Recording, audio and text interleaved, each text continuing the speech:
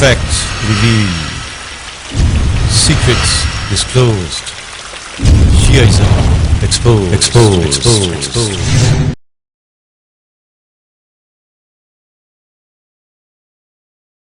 اسلام جب اپنے محسنین تلامذۂ نبوت خلفائے راشدین کی وجہ سے بام عروج پر پہنچا اور معلوم کرۂ ارض کے چپا چپا پر چھا گیا، بڑی بڑی متمدن فارس و روم کی حکومتیں پیوند خاک ہو گئیں، تو یہود و مجوس منافقانہ اسلام میں داخل ہوئے۔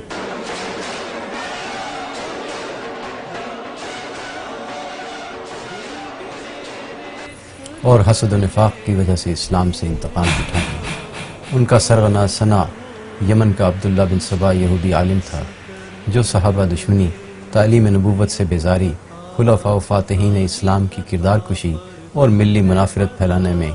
ابن ابی رئیس المنافقین کا پورا وارث و جانشین تھا۔ اسی نے حب اہل بیت کے پرفریب نعرہ سے حضرت عثمان رضی اللہ تعالیٰ عنہ کو شہید کرایا، دور مرتضوی میں شدید خون ریزیاں کرائیں۔ اسی کے پیروکار ابن ملجم نے حضرت علی کرم اللہ وجہہ کو شہید کیا۔ روزہ دارو قیامت کے دن ہے، روزہ دارو قیامت کے دن ہے، ابن ملجم نے حیدر کو مارا، ابن ملجم نے حیدر کو مارا۔ اسی بدبخت گروہ نے حضرت حسین رضی اللہ تعالی عنہ مظلوم کو بلا کر غداری سے شہید کیا اور قافلہ اہل بیت سے بددعائیں لے کر رونا پیٹنا اپنا مذہب بنا لیا۔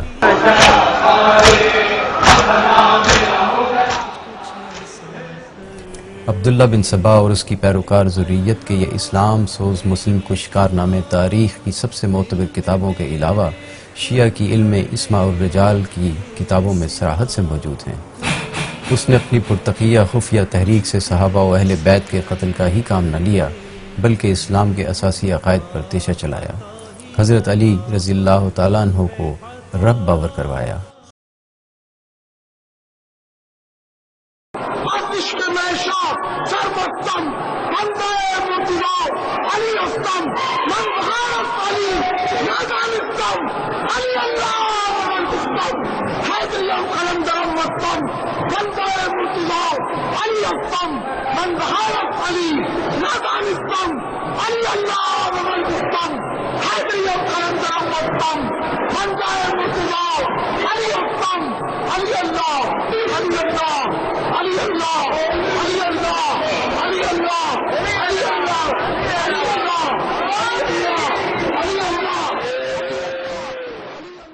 یا علی مشکل کشا اور یا علی مدد کے نعرے اسی کا نتیجہ ہے۔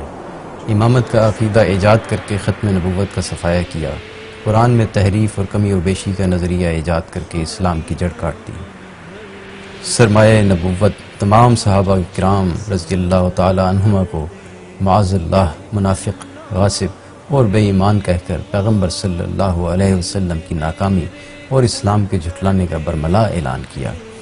امہات المؤمنین ازواج پیغمبر صلی اللہ علیہ وسلم اور بنات طاہرات اور آپ کے سب سسرالی اور خاندانی رشتوں کی عظمت کا انکار کر کے مقام اہل بیت کے نظریہ کو بھی تہس نہس کر دیا۔ ابن سبا کے حالات میں لکھا ہے، اہل علم کا بیان ہے کہ عبداللہ بن سبا یہودی تھا، پھر اسلام قبول کیا اور حضرت علی سے محبت کا اظہار کیا۔ وہ یہودیت کے زمانے میں غلو کر کے حضرت یوشع بن نون کو موسیٰ علیہ السلام کا وصی کہتا تھا، تو مسلمان ہو کر اس نے رسول صلی اللہ علیہ وسلم کی وفات کے بعد حضرت علی رضی اللہ تعالیٰ عنہ کے وصی ہونے کا عقیدہ نکالا۔ یہ پہلا شخص ہے جس نے حضرت علی کی امامت کا فرض ہونا مشہور کیا، اور سب سے پہلے اس نے آپ کے دشمنوں سے تبرہ کیا، اور اسی نے ان کی مخالفت کی اور ان خلفائے ثلاثہ کو کافر قرار دیا۔ اسی لیے مخالفین شیعہ کہتے ہیں کہ مذہب شیعہ کی اصل یہودیت ہے۔ اسی ضمن میں عالم اسلام کے مشہور مفکر حضرت مولانا محمد منظور نعمانی مدظلہ اسلام میں شیعیت کے آغاز کے عنوان میں عبداللہ بن سبا کے تعارف میں فرماتے ہیں، اس خونی فضا میں حضرت علی المرتضیٰ رضی اللہ تعالیٰ عنہ چوتھے خلیفہ منتخب ہوئے۔ آپ بلا شبہ خلیفہ برحق تھے۔ امت مسلمہ میں اس وقت کوئی دوسری شخصیت نہیں تھی جو اس عظیم منصب کے لیے قابل ترجیح ہوتی، لیکن حضرت عثمان رضی اللہ تعالیٰ عنہ کی مظلومانہ شہادت کے نتیجے میں امت مسلمہ دو گروہوں میں تقسیم ہو گئی اور نوبت باہم جنگ و قتال کی بھی آئی۔ جمل اور صفین کی دو جنگیں ہوئیں۔ عبداللہ بن سبا کا پورا گروہ، جس کی اچھی خاصی تعداد ہو گئی تھی، حضرت علی المرتضیٰ رضی اللہ تعالیٰ عنہ کے ساتھ تھا۔ اس زمانہ اور اس فضا میں اس کو پورا موقع ملا کہ لشکر کی بے علم اور کم فہم عوام کو حضرت علی کرم اللہ وجہہ کی محبت اور عقیدت کے عنوان سے غلو اور گمراہی میں مبتلا کرے، یہاں تک کہ اس نے کچھ سادہ لوگوں کو وہی سبق پڑھایا جو پولس نے عیسائیوں کو پڑھایا تھا، اور ان کا یہ عقیدہ ہو گیا کہ حضرت علی اس دنیا میں خدا کا روپ ہے اور ان کے قالب میں خدا بندی روح ہے، اور گویا وہی خدا ہیں۔ کچھ احمقوں کے کان میں یہ پھونکا کہ اللہ نے نبوت کے لیے اور رسالت کے لیے دراصل حضرت علی بن ابی طالب کو ہی منتخب کیا تھا، وہی اس کے اہل اور مستحق تھے، اور حامل وہی فرشتے جبرائیل امین علیہ السلام کو انہی کے پاس بھیجا تھا، لیکن ان کو اشتباہ ہو گیا اور وہ غلطی سے وہی لے کر حضرت محمد بن عبداللہ صلی اللہ علیہ وسلم کے پاس پہنچ گئے۔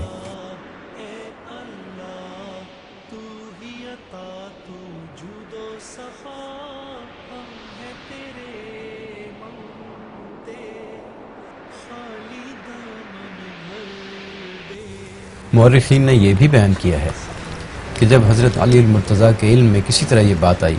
کہ ان کے لشکر کے کچھ لوگ ان کے بارے میں اس طرح کی باتیں چلا رہے ہیں، تو آپ نے ان شیاطین کو قتل کرا دینے اور لوگوں کی عبرت کے لیے آگ میں ڈلوا دینے کا ارادہ فرمایا۔ بخاری اور ابن تیمیہ کی منہاج السنہ میں صراحت ہے، شیعہ کی رجال کشی میں امام جعفر صادق نے 70 آدمیوں کو جلانے کا ذکر فرمایا ہے، اور وہ کہتے تھے کہ اے علی، تیرے رب ہونے کا ہمیں یقین ہو گیا کہ آگ کا عذاب خدا کے سوا کوئی نہیں دیتا۔ بہرحال جمل و صفین کی جنگوں میں عبداللہ بن سبا اور اس کے چیلوں کو اس وقت کی خاص فضا سے فائدہ اٹھا کر حضرت علی کرم اللہ وجہہ کے لشکر میں ان کے بارے میں غلو کی گمراہی پھیلانے کا پورا موقع ملا، اور اس کے بعد جب آپ نے عراق کے علاقہ میں کوفہ کو اپنا دارالحکومت بنا لیا تو یہ علاقہ اس گروہ کی سرگرمیوں کا خاص مرکز بن گیا، اور چونکہ مختلف اسباب اور وجوہ کی بنا پر جن مورخین نے بیان کیا ہے، اس علاقہ کے لوگوں میں ایسے غالیانہ اور گمراہانہ افکار و نظریات کو قبول کرنے کی زیادہ صلاحیت تھی، اس لیے یہاں اس گروہ کو اپنے مشن میں زیادہ کامیابی حاصل ہوئی۔ گو ابن سبا ختم ہو گیا، لیکن حب اہل بیت کی آڑ میں اس کا سبائی گروہ اور کفریہ نظریات چلتے رہے۔ خارجی اور شیعہ کے نام سے یہ دو گروہ بن گئے اور اسلام اور مسلمانوں کو زبردست نقصان پہنچایا۔ کسی نے لکھا ہے کہ آپ توہین صحابہ کرتے ہیں، جبکہ رسول پاک نے یہ فرمایا ہے کہ میرے صحابہ کا اتنا مقام ہے کہ اگر میرے بعد نبی ہوتا تو حضرت عمر رضی اللہ تعالی عنہ ہوتا۔ گل سن خط بندے دیا پترا کہ تو رکا لکھے کنوں پتہ نہیں ہے کوئی بندہ کون ہے جنہوں رکا پہ دکھنا۔ پہلے تو حدیث ہی ضعیف ہے، ادھر راوی ابو ہریرہ ہے کہ ابو ہریرہ نو اپنا پیو نہیں لبدا۔ ان کا اصلی مذہب تو سیاست اور امت مسلمہ کو تباہ کرنا تھا، لیکن ایک روپ مذہب کا بھی دھارا اور عقائد، اعمال، اخلاقیات میں افراط و غلو اختیار کیا۔ اصول اور فروع دین میں تشکیک پیدا کرنے کے لیے فضول مباحث اور کلامی مجادلات کا دروازہ کھول دیا۔ اسی اختلاف و شقاق سے وہ اپنے مذہبی وجود کا بھرم باقی رکھے ہوئے ہیں۔ علامہ احمد امین مصری نے فجر الاسلام میں لکھا ہے کہ پہلی اور دوسری صدی میں جو شخص یا گروہ اسلام پر حملہ آور ہوتا تو وہ اہل تشیع کے کیمپ میں آ جاتا اور تقیہ حب اہل بیت کی آڑ میں اسلام کی جڑوں کو کاٹتا۔ شیخ الاسلام ابن تیمیہ رحمۃ اللہ علیہ نے منہاج السنہ میں لکھا ہے کہ شیعہ روز اول سے مسلمانوں کے دشمن چلے آ رہے ہیں۔ انہوں نے ہمیشہ مسلمانوں کے دشمنوں کا ساتھ دے کر اہل اسلام سے جنگ لڑی ہے کہ ساری تاریخ سیاہ اور ظلمت سے تمور ہے۔ ان کے ہاتھوں اسلام کو پہنچنے والے نقصان کا علم صرف رب العالمین کو ہے۔ اسماعیلیہ، باطنیہ اور نصیریہ ایسے گمراہ فرقے اسلام میں شیعہ ہی کے دروازہ سے داخل ہوئے في عصر يوم الجمعة 6 من ذي الحجة عام 1407 ہجری مطابق 31 جولائی 1987 جمعے کے دن سپہر کے وقت مکہ مکرمہ جیسے مقدس مقام میں ہنگاموں، دنگوں، شورش اور ان حرکات کو اپنی آنکھوں سے دیکھا جو ایرانیوں کی طرف سے بپا کی گئی۔ پہلے سے تیار شدہ ایک منظم منصوبے کے تحت ایرانی زائرین امت مسلمہ میں دہشت و ہیبت پھیلا کر نزاع اور اختلاف کے بیج بونا چاہتے تھے۔ اب تک 1400 سال سے زائد عرصہ امن سے گزر چکا ہے اور تاریخ میں آج تک ایک بھی ایسی نظیر نہیں کہ اس سے قبل کبھی بھی کسی ایک زائر حج نے مقامات اقدس کی بے حرمتی کرنے یا حج کے مبارک مہینے کا تقدس پامال کرنے کی کوشش کی ہو۔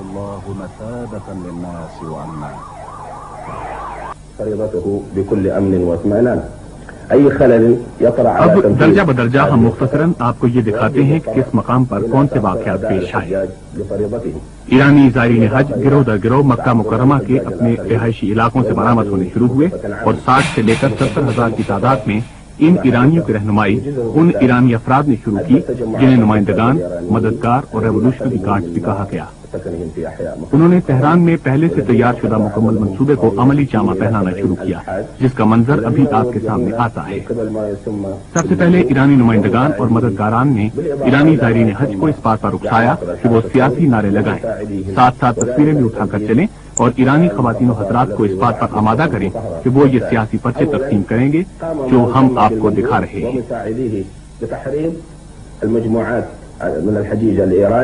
لترديد الهتافات ورفع الصور الشخصية والشعارات السياسية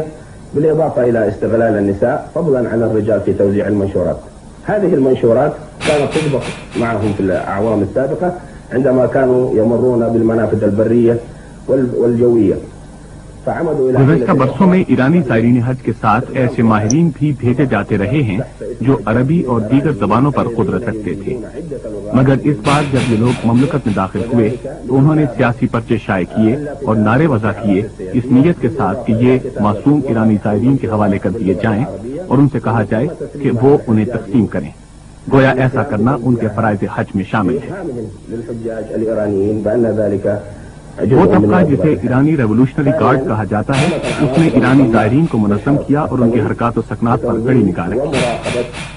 ان کی حوصلہ افزائی کی گئی کہ جب ایرانی اہلکار لاؤڈ اسپیکر سے سیاسی نعرے لگائیں تو زائرین بھی ان نعروں کو دہرائیں، اور جب مسجد حرم تک لے جانے کے لیے ان کی رہنمائی کی جائے تو انسانوں کی ایسی قطار بنا لیں جسے توڑا نہ جا سکے۔ وذلك لكي يردد الحجاج الإيرانيين الهتافات خلفهم وتوجيه مجموعات الحجيج الإيراني الصاخبة على الطريق المؤدي إلى المسجد الحرام.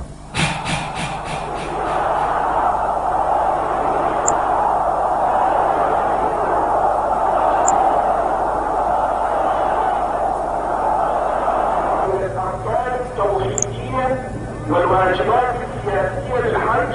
يجب إقامته في أيام الحج بشكل مظاهرات ومسيرات أفضل وأكثر عظمة وجلالا، وعلى الحجاج المحترمين الإيرانيين وغير الإيرانيين أن يشاركوا في جميع المراسم بالتنسيق الكامل مع مسؤولي الحج وعلى مندوب حضر حجة الإسلام السيد الفاروقي. وأصنع الإمام صرخته الإبراهيمية المحمدية وماذا جده الحسين كما مات جده الحسين متحديا كل طوائف الأرض وقال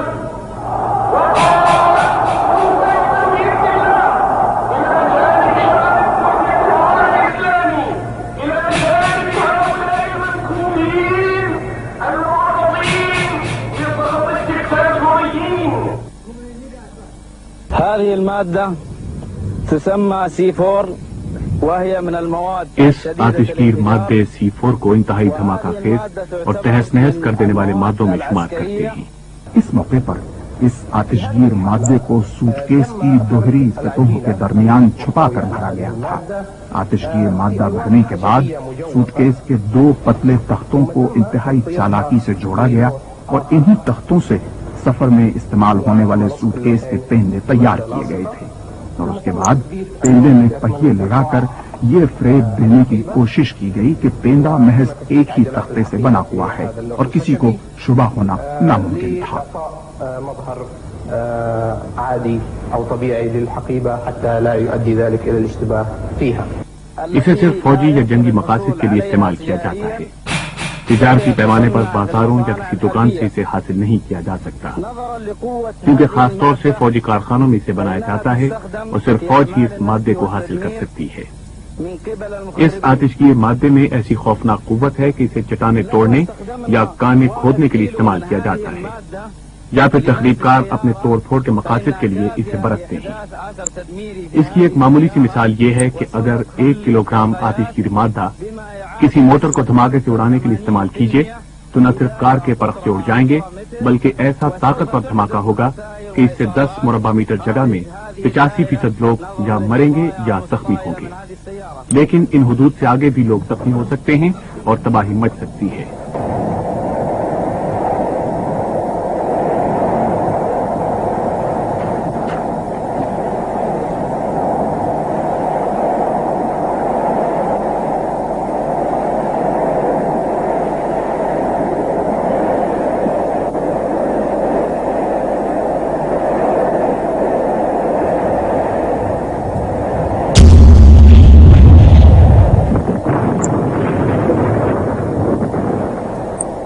ان ایرانی زائرین کے گروپ لیڈر نے تحقیقاتی کمیٹی کے سامنے یہ اعتراف کیا کہ اسے اور گروہ کے دوسرے افراد کو ایرانی قیادت کے اہلکاروں نے رقم دے کر اس کام کے لیے آمادہ کیا تھا کہ وہ بیت الحرم میں اسی آتشگیر مادے سے روح پر ساتھ دھماکہ کرے گا، اور وہ بھی اس وقت جب کعبہ شریف کے اطراف دنیا اسلام سے آئے ہوئے 20 لاکھ افراد فریضہ حج کی ادائیگی کر رہے ہوں گے. اس نے کہا یہ بیگ ایران میں بنایا گیا، میں ایک ایرانی لیڈر ہوں، یہ زائرین حج بھی ایرانی ہیں، ہم ایرانی جہاز سے یہاں آئے ہیں، ہر چیز تو واضح ہے. جب پوچھا گیا ایسا کرنے سے کیا حاصل ہوتا، جواب تھا مجھے نہیں معلوم، ایران کی حکومت سے پوچھو.